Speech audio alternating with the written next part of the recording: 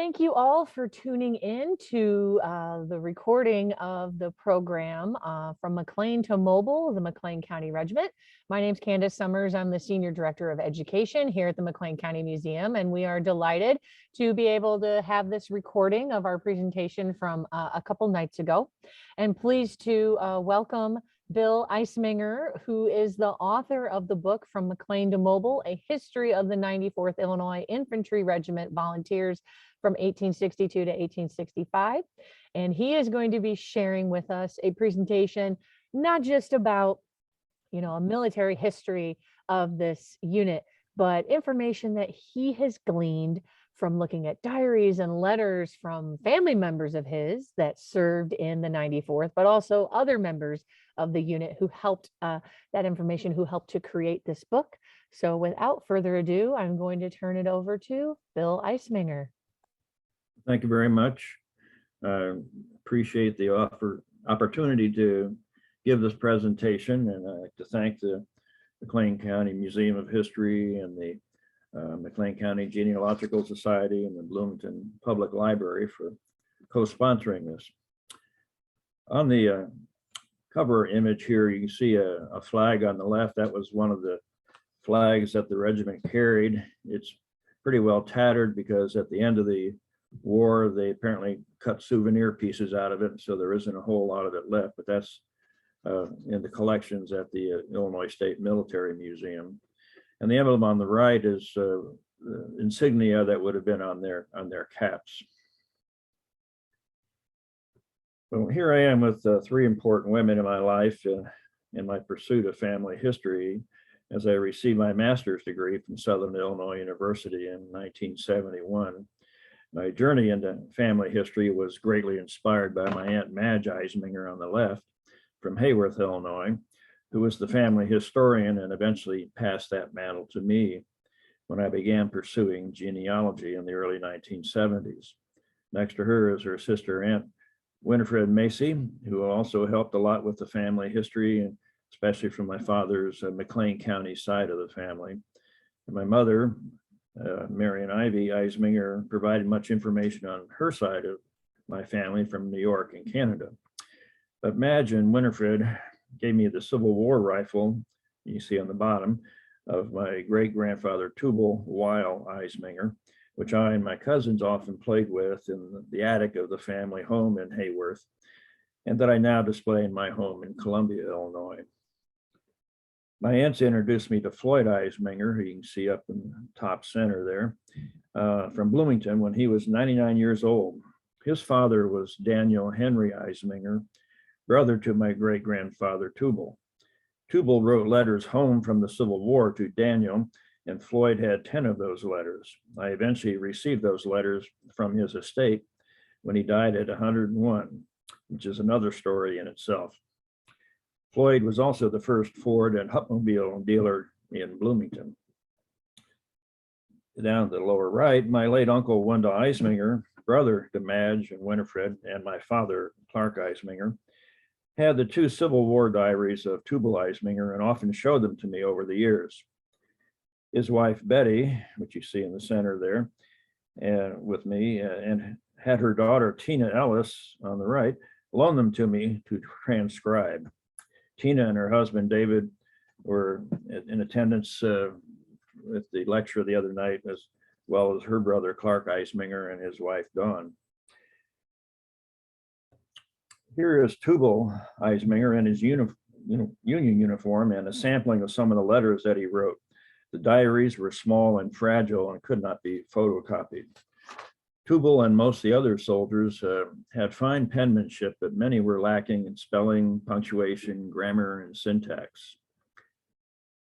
Not only did I have Tubal's letters and diary, but another cousin, Alice Clark, had 8 letters from Harrison Henson Clark, my other great-grandfather from Randolph Station, that she gave to me, and her daughter, Carol Paluska, had Harrison's diary, which she loaned me to transcribe. I later found 2 more of Harrison's letters in the archives of the McLean County Museum of History. I then toyed with the idea of writing a book based on those letters and diaries. Both great-grandfathers served with the 94th Illinois Infantry Regiment, and Tubal was in Company B and Harrison in Company I. I then began searching for other sources and ultimately found 10 diaries and journals, 264 letters, and 2 historical accounts from other soldiers in the regiment. Some originals, some transcriptions, some published, as well as several letters published in the Bloomington Daily Pantograph. These were bolstered by many books, magazines, and newspaper articles, official records, and other accounts. A 1965 master's thesis on the 94th by Joseph Paul Prombo from Illinois State University was another important resource. With all this information, I was then able to write a day-by-day account of the regiment's travels and travails, battles, skirmishes, daily life, health, weather, and much more. And I wrote the book as a personal account by the soldiers rather than a detailed regimental history. I also created another companion manuscript with 2 sections, one with the transcriptions of all the diary entries combined by day, and the other with the transcriptions of all the letters in chronological order. So copies have been submitted here to the Museum of History and the Lincoln Presidential Library in Springfield. Now for the history of the regiment. In August 1862, Lincoln asked for 600,000 more men to assist in the War of Rebellion. Illinois Governor Richard Yates approved the proposal that an entire regiment be organized with volunteers from McLean County. A request was posted in the Bloomington Daily Pantograph on August 5th, 1862, and the results were almost instantaneous. The 94th Illinois Infantry Regiment Volunteers was created as a result of the call. From August 8th to August 11th, some 1,200 men had enlisted in what became known as the McLean Regiment, in great part due to the efforts of William W. Orme, a popular and influential lawyer. The Pantograph published an announcement on August 13th to gather for the mustering of the regiment. The full regiment was formed and Orme was elected colonel to lead the regiment. Second in command was Lieutenant Colonel John McNulta. Third in command was Major Rankin G. Laughlin. Orme was promoted to Brigadier General later, and McNulta to Colonel and Laughlin to Lieutenant Colonel. Although some accounts differ in numbers, the Adjutant General's report states that at full muster, there were 945 soldiers and 149 recruits afterwards joined, making a total of 1,094. The journey started in Bloomington on the morning of August 13th, 1862, when the companies came together and elected their captains. On August 16th, the companies in town were marched to the railroad depot to escort Governor Yates, who came from Springfield, to speak to the citizens of McLean County.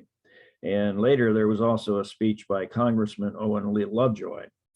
In the fervor of these patriotic events, many citizens raided the office of the pro-Southern newspaper, The Statesman, and destroyed its presses. August 20th, the men were officially mustered in, and on August 21st, were paid a $50 bounty for joining. They marched to the Grove on August 23rd for 1 month's advance pay, which was $13. Then on August 25th, they marched to the train station. On August 25th, a band played and the soldiers said goodbye to thousands of residents and embarked on a 25-car train on the St. Louis, Alton, and Chicago Railroad, including a number of freight cars fitted with temporary seats, but no windows, and it was a very hot day. Isaac Funk purchased axes and gave them to the men and told them to cut holes in the sides of the cars, and he would pay the damages. He then joined them on the ride to Alton, Illinois. Some slept on top of the cars at night, and along the way, they were greeted with cheers at all the stations, and eventually they reached Alton, which you can see down at the bottom there. Since there was no bridge across the Mississippi yet, they marched to the steamboat R.B. Runyon, which took them to St. Louis, and these are views of the St. Louis waterfront. On August 26th, they marched from the waterfront to Benton Barracks, where they were lodged in comfortable wooden barracks along with 10 to 12,000 other soldiers, and were issued uniforms, Austrian rifle muskets, and other equipment, and began the routine of drilling, inspections, and reviews. September 10th, they departed in heavy rains for Rolla, Missouri, many in open cars. Rolla was the end of the railroad and was a small town, plus many government storehouses for the military provisions, ammunition, and other materials, as well as log barracks. Supplies were then transported by wagon trains to the military forts and camps from this depot. One of the major problems of Rolla was the lack of a good water supply. They then moved about 5 miles from town to what they called Camp McLean, with a good source of spring water and their first experience with hardtack. On September 16th, they began their 120-mile march toward Springfield, Missouri, going 10 miles and set up at Camp Heron near the Little Piney River. It was named for their brigade commander, General Francis J. Heron, who was out of Iowa. While there, Isaac Funk arrived from McLean County and presented the regimental colors. They were also joined by the 19th Iowa and the 20th Wisconsin, who would accompany them throughout the next 3 years. After camping at towns and by rivers and springs along the way, near Lebanon, Missouri, the only water they could find was from mud holes used by cattle and mule teams, and the one by their camp had dead hogs and mules all around it. It smelled and had slime on the surface, but due to severe thirst, many of the men drank from it anyway. And this is probably what led to a lot of them having health problems in the next few months. They finally made it to Springfield, Missouri, and many were involved with the construction of defensive breastworks, forts for the city, other mundane tasks, and guarding prisoners. And they were headquartered there for several months. General Schofield was in charge of the Union troops in Missouri, and General Thomas Heron was in command of the 2nd and 3rd divisions of the Army of the Frontier, of which the 94th was a part. While the troops were based in Springfield, they did go on several short expeditions nearby and in the general Springfield area, occasionally encountering some guerrilla attacks, but nothing major, but experienced cold, rainy conditions and lack of tents and other supplies, as the supply wagons often bogged down in the mud, a problem that was to follow them many times while in Missouri and Arkansas.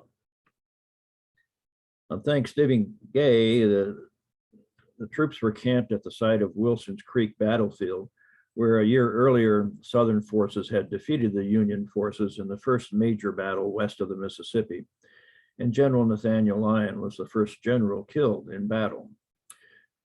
The 94th and other regiments collected souvenirs there and had a Thanksgiving meal at the site, which we see on the screen here. And the menu shows there seems to be a theme here. We have cove oyster soup with crackers, pickles, salt and pepper, dried applesauce, stewed squirrels with dried applesauce, roast turkey without stuffing but with dried applesauce, hot yellow biscuit soda crackers, butter, molasses, and dried applesauce, dessert, dried apple pie, and fresh apple pie, and stewed dried apples, coffee, tea, but no milk. I guess apples were pretty plentiful at that time.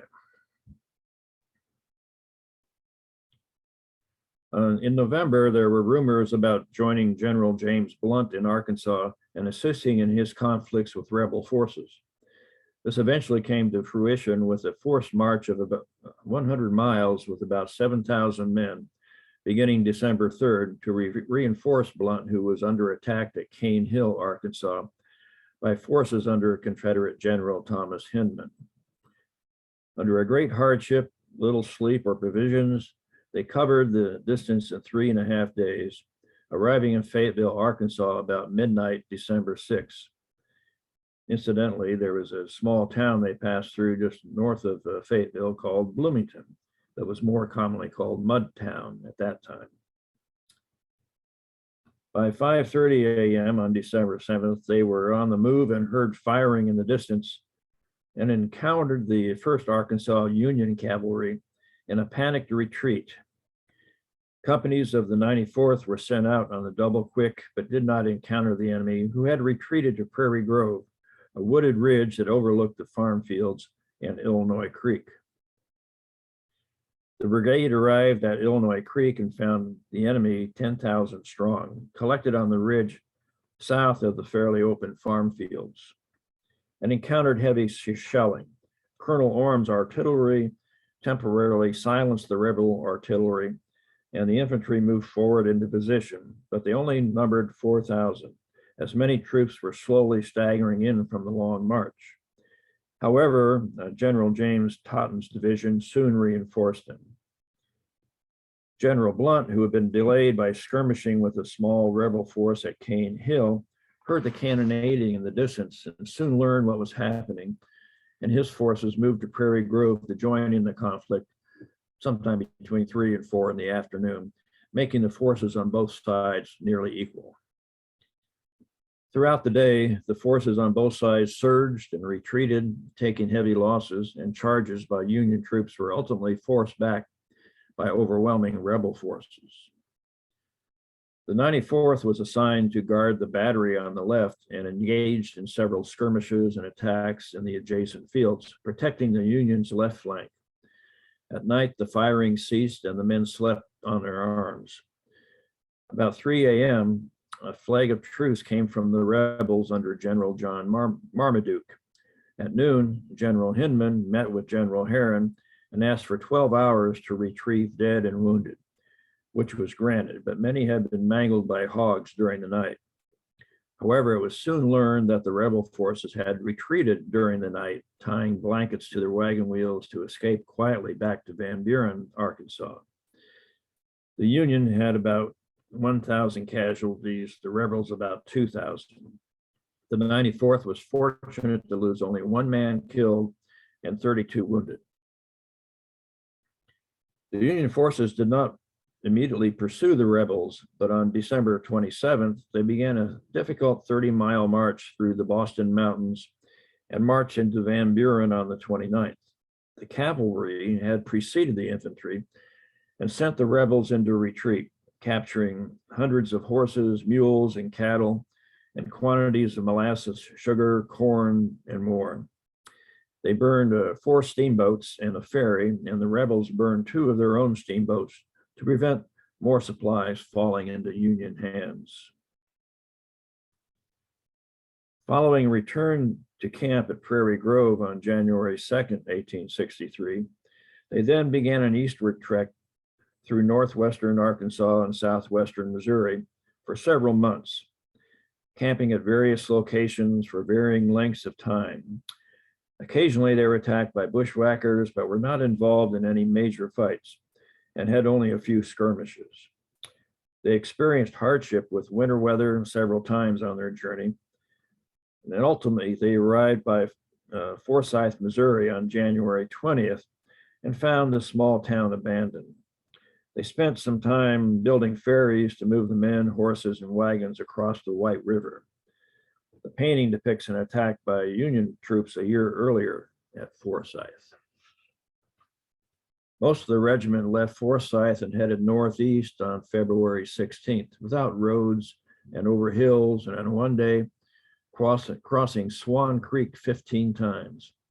Eventually, they marched to Mountain Grove, then Salem, Missouri.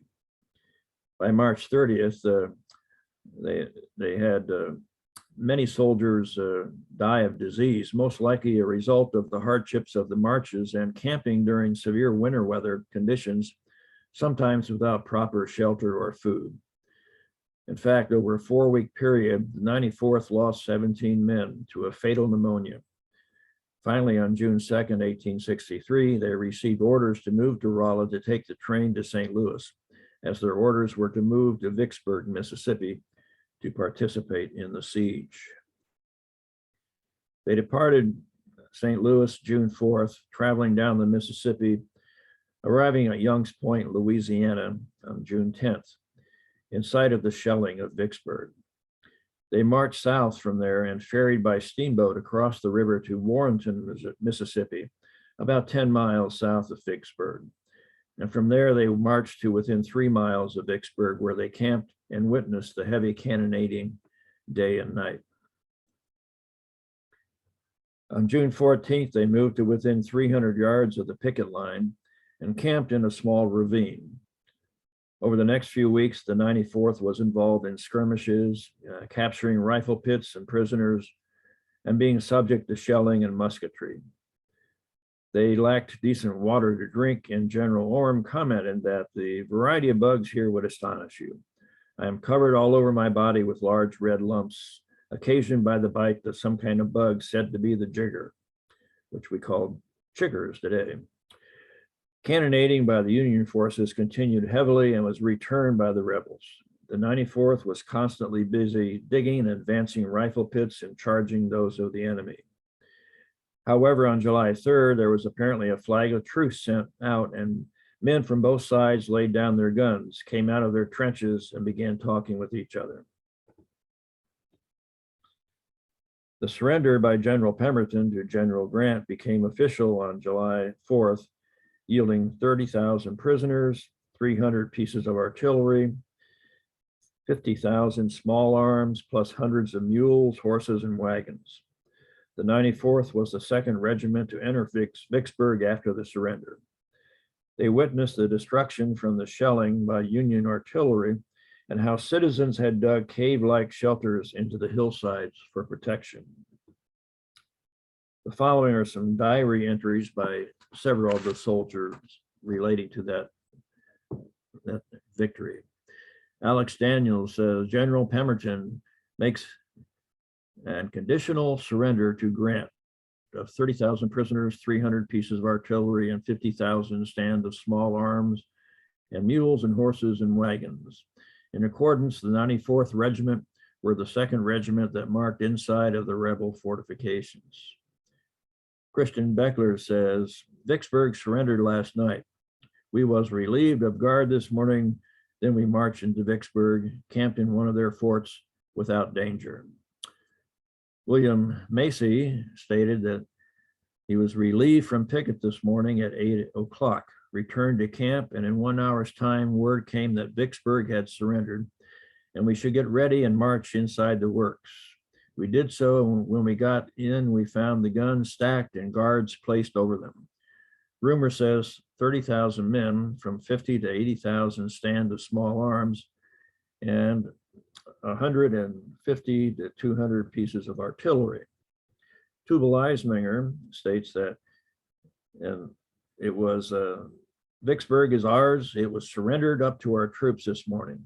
We are ordered to be ready to march in at 9:30 a.m. We fell in, marched in at 12 o'clock, and planted our flag on their works. The 94th and the whole division were then sent by 8 steamboats and 4 gunboats up the Yazoo River towards Yazoo City, Mississippi on July 12th. They did overrun the rebel forces and captured 100 prisoners there, but unfortunately the ironclad gunboat DeKalb was sunk by a torpedo, or what we call a mine today. They returned with 3,000 bales of cotton, nearly 800 head of mules and horses, and 1,500 slaves, plus several Union families. Their next destination was New Orleans, landing at Carrollton on the north side of New Orleans on July 14th, where they would camp several more times during their journey. General Grant attended a general review on September 4th and allegedly said of the 94th that he never saw a better appearing or better moving regiment, either volunteers or regulars, in my life. September 5th, they boarded a steamboat and arrived at Morganza, Louisiana on the 7th. They skirmished with rebel forces and over the next few days moved around a bit in the area, returning to Morganza on the 20th. On the 29th, the 19th Iowa and the 26th Indiana and 2 pieces of artillery were captured by the rebels.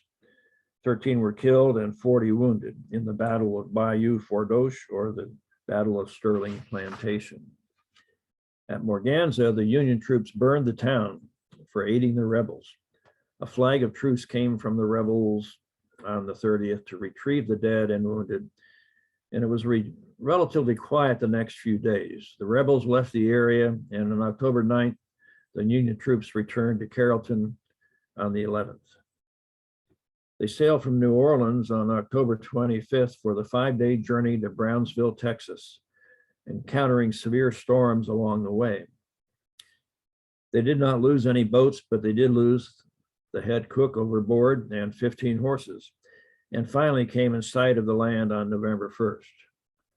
Over the next few days, they made their way to land north of the Rio Grande, then marched 30 miles inland to Brownsville, where they spent the next 9 months with little activity.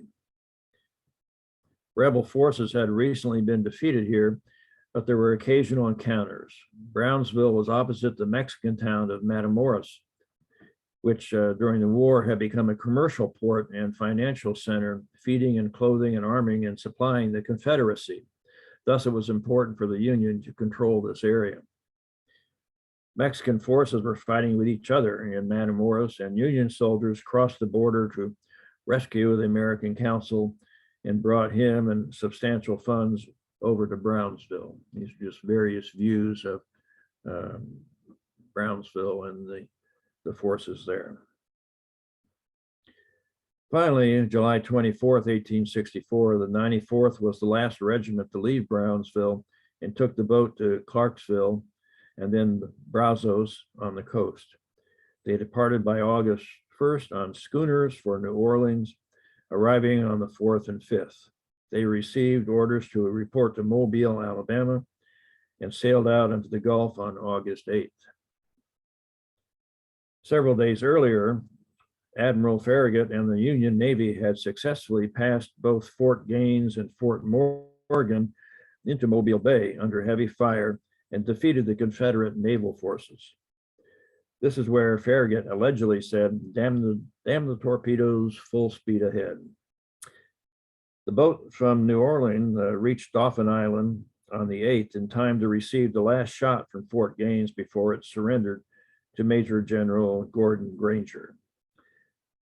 The troops stayed at Fort Gaines one night before sailing to land to the east of Fort Morgan on the 9th, where they joined in the line of battle for the siege of that fort at the entrance to Mobile Bay. Both the land and naval forces continued heavy bombardment of Fort Morgan for a couple weeks, causing severe damage, and the fort finally surrendered on August 23rd. And it was severely damaged, and as you can see in some of these photos at the bottom. On September 8th and 9th, the troops sailed up the bay to the mouth of Bon Secours River, where they destroyed the salt works there, including 200 furnaces with 20 kettles each. They returned to Fort Morgan October 7th, and a number of men from the 94th who had remained in New Orleans rejoined the regiment. On November 21st, they received the good news that Abraham Lincoln had been reelected.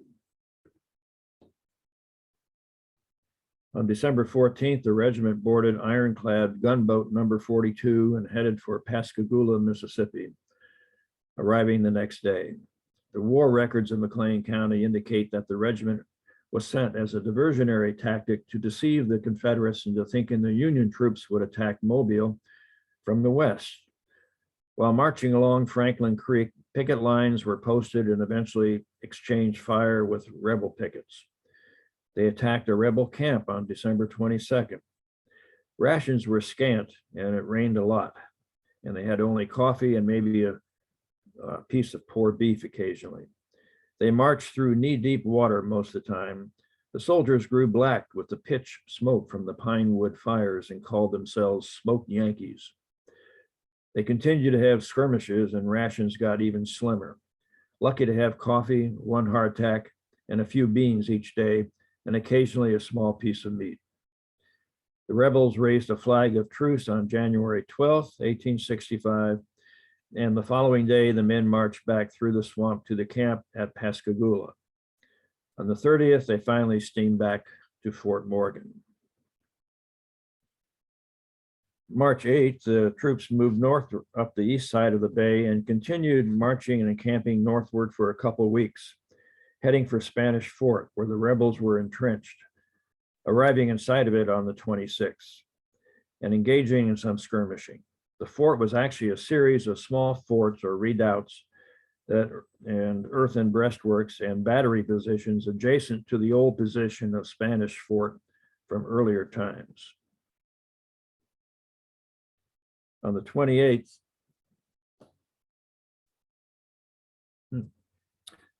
the 94th marched to the forward fire rifle pits, and there was firing and mortar fire from both sides, and Union gunboats opened fire from Mobile Bay.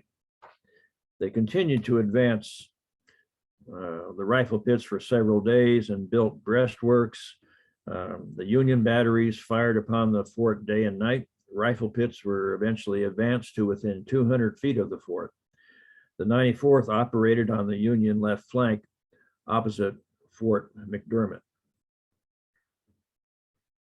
The night of April 8th, the men charged the fort, captured some prisoners, but found the fort evacuated and the cannon spiked, the rebels having escaped to Mobile Bay using small boats. Several companies of the 94th accompanied many of the prisoners as they were transported to Ship Island, which housed about 15,000 prisoners. Some of the other troops captured the city of Mobile on April 10th. On April 12th, word was received that General Robert E. Lee had surrendered to General Grant. April 18th, they heard of the capture of Richmond and the confirmation of Lee's surrender, and there was a 100-gun salute. On April 20th, they received word that Lincoln had been assassinated. Flags were flown at half-mast and cannons were fired every half hour on the 21st. May 12th was a day of mourning for Lincoln. Colors were draped at the dress parade, and the band played the Death March, and the troops took up a collection for a memorial. May 18th, they received confirmation that Jefferson Davis had been captured. The 94th learned they would soon be mustered out on June 14th. The troops set sail for Galveston, Texas, arriving there on the 18th. Finally, on Monday, July 17th, the 94th was officially mustered out. They boarded the Clinton on the 21st, arriving in New Orleans on the 23rd. They boarded the Grosbeak and departed New Orleans on the 24th. They arrived in Cairo, Illinois on July 30th. The next day, they boarded the freight train for Decatur, cheered at every house they passed, arriving after midnight, changing cars and arriving at Camp Butler in Springfield on August 2nd, and turning in their guns and equipment, bathed and washed their clothes. They signed the payroll on Thursday, August 3rd, and the colonel gave them leave to go home and report back on the 7th. When they were paid off and arrived home in Bloomington on Wednesday, August 9th.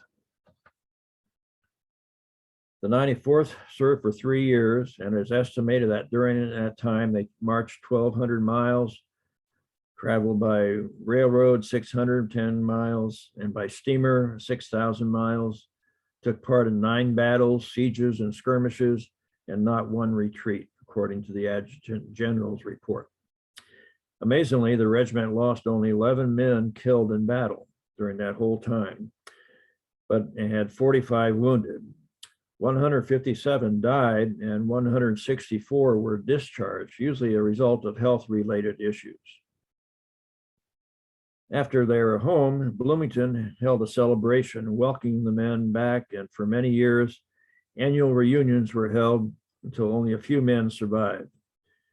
A memorial to the men killed in the war from McLean County was erected in Franklin Park in Bloomington, but has since fallen into ruin, and I think there's just a base of it that still remains. In this particular photo, where you see the circle, that's my great-grandfather, Harrison Clark.